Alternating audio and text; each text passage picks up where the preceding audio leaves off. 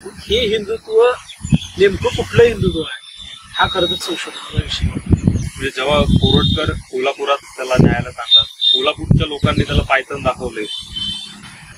हे हिंदुत्व नेमकं कुठलं हिंदुत्व आहे हा खरं तर संशोधनाचा विषय. नमस्कार मित्रांनो, महाराष्ट्राच्या राजकारणात, समाजकारणात, सहकारात आणि महाराष्ट्राच्या ज्या काही प्रगतीच्या वाटा आहेत त्यामध्ये सर्वात जास्त योगदान आणि इंटरेस्टिंग असणारा जिल्हा म्हणजे कोल्हापूर. आणि कोल्हापूरमध्ये आल्यानंतर कोल्हापूरच्या सहकार्यातून युवा कार्यकर्त्यांकडनं कोल्हापूर समजून घेणं ही एक आगळी वेगळी किंवा माझ्यासारख्याला खूप महत्वाचं वाटतं. आणि या संदर्भानेच आपल्यासोबत बोलण्यासाठी ज्यांच्याशी मी आज कोल्हापूरच्या संदर्भाने आणि सध्याच्या राजकीय परिस्थितीवरती चर्चा करणार आहे, यासाठीच माझ्यासोबत आहे शाहू सेनेचे अध्यक्ष शुभमजी.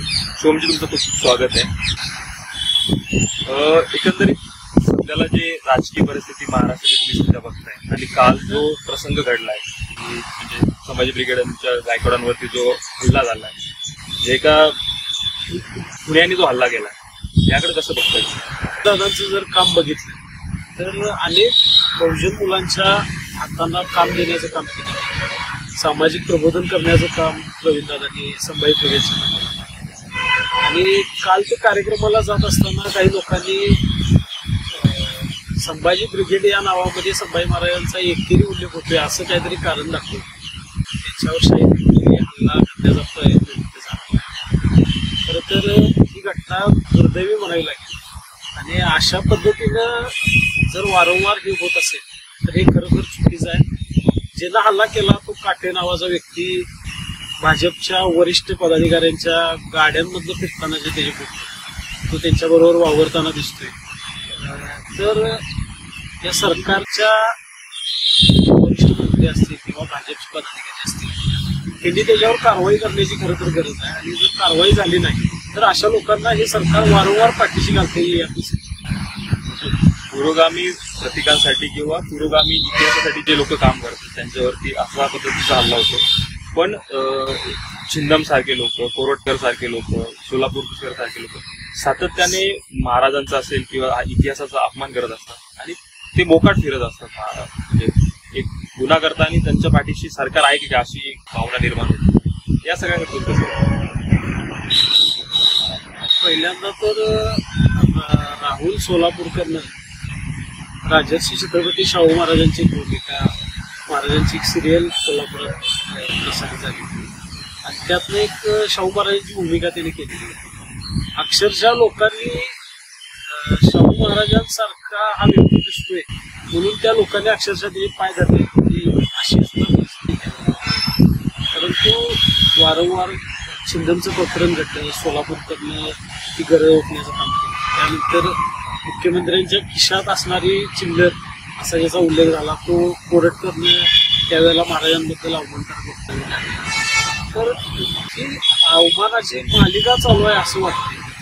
आणि कोरटकरच्या बाबतीमध्ये कोरटकरनं जी वक्तव्य त्यावेळेला केली हे खरोखर कुठल्याही मराठी माणसानं जर ती ऑडिओ क्लिप ऐकली तर त्याच्या मनात चीड निर्माण करणारी घटना. मुख्यमंत्र्यांनी किंवा हिंदुत्ववादी कार्यकर्त्यांनी, हिंदुत्ववादी नेत्यांनी यावेळेला भूमिका जाहीर करण्याची गरज नाही. खरं तर या लोकांचा निषेध करण्याची गरज नाही. पण ही माणसं कुठेही आली नाही. या माणसांनी साधा निषेध सुद्धा व्यक्त करण्याचं सौंदर्य त्यावेळेला दाखवलं. आणि राजगडवरचा जेव्हा पुतळा कोसळला तेव्हा सुद्धा या मंडळींनी कुठेही साधा निषेधाचा द शब्द काढला. हे हिंदुत्व नेमकं कुठलं हिंदुत्व आहे हा खरं तर संशोधनाचा विषय. आणि खरं मन अस्वस्थ होते की ज्या शाहू फुले आंबेडकरांनी हा विचार जपला आणि या विचारावर हल्ला करण्याचा प्रयत्न या लोकांकडून होतोय, विचारवंतांवर हल्ला करण्याची मालिका, हे बघता खरोखर कायद्याचं राज्य आहे काय हा प्रश्न उपस्थित. म्हणजे जेव्हा कोरटकर कोल्हापुरात त्याला न्यायालयात आणला, कोल्हापूरच्या लोकांनी त्याला पायथन दाखवले. कोल्हापूरच्या लोकांनी खरं तर त्याचं चांगलं भव्य दिव्य असं कोल्हापूर स्वागत करायचं आमचं. परंतु त्याला पोलीस ठाण्यात सुद्धा छुप्या मार्गाने हजर केले गेले. त्याची मेडिकल जी सर्व आरोपींची केली जाते तशी सिद्धार्थमध्ये आम्ही त्याची मेडिकल करणे गरजेचे होते. पण त्यांनी जयसिंगपुरातच त्याची मेडिकल करून आणली. आणि पोलीस स्टेशनच्या दारात शिवप्रेमी जमलेले असताना पोलिसांनी छुप्या मार्गाने त्याला अगदी एका साध्या गाडीतनं कोर्टात हजर. मग ही भीती पोलिसांना का वाटत होती आणि हा विचार कोर्टांना आधी करायला पाहिजे. अशा पद्धतीनं पोलीस प्रशासनाचा वापर हे सरकार या शिवभक्तांच्या भावना दुखावण्याचं काम करतं आणि याचं उत्तर लोक योग्य वेळी रस्त्यावर येऊन देतात. जसं इतिहासावरती आपण चर्चा करत असताना तुम्ही इतिहासाच्या अभ्यासाची म्हणून तुम्हाला विचारतो की याच्या पुढे जाऊन महाराजांच्या जयंतीबद्दल एक नेहमी हे केलं जातं की महाराजांची जयंती असेल किंवा शंभूराजांची जयंती असेल ती तुम्ही तिथीनुसार साजरी करा, अशी मागणी पश्चिम महाराष्ट्रातल्या काही संघटनांकडून नेहमी होत असते. तुम्ही याकडे कसं बघता, तुमचं याबद्दलचं मत? शिवभक्त म्हणून आमचा आग्रह शिवजयंतीच्या बाबतीत होता की शिवजयंतीची 1 तारीख निश्चित होती. सरकारनं त्यावेळेला एक समिती स्थापन केली आणि 19 फेब्रुवारी ही तारीख निश्चित झाली. अगदी आमच्या कोल्हापुरातल्या शिवाई पेठेत असू दे, जुना बुधवार पेठेत असू दे, ही मे महिन्याची शिवजयंती साजरी. प्रत्येक जण शिवभक्त आहे, त्याच्या शिवभक्तीत म्हणजे तो त्याच्यानुसार ही शिवजयंती साजरी करेल.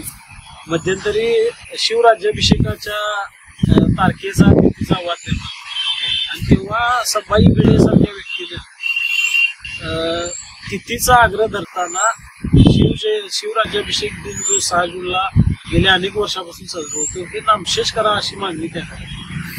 खरं तर आम्ही शिवभक्तांची जी मागणी होती त्याचा आदर केलेला, परंतु जो कार्यक्रम जे लाखो शिवभक्त रायगडी 6 जूनला दाखवतात या शिवराज्याभिषेकाच्या बाबतीत नामशेष करा म्हणणं हे योग्य नव्हतं.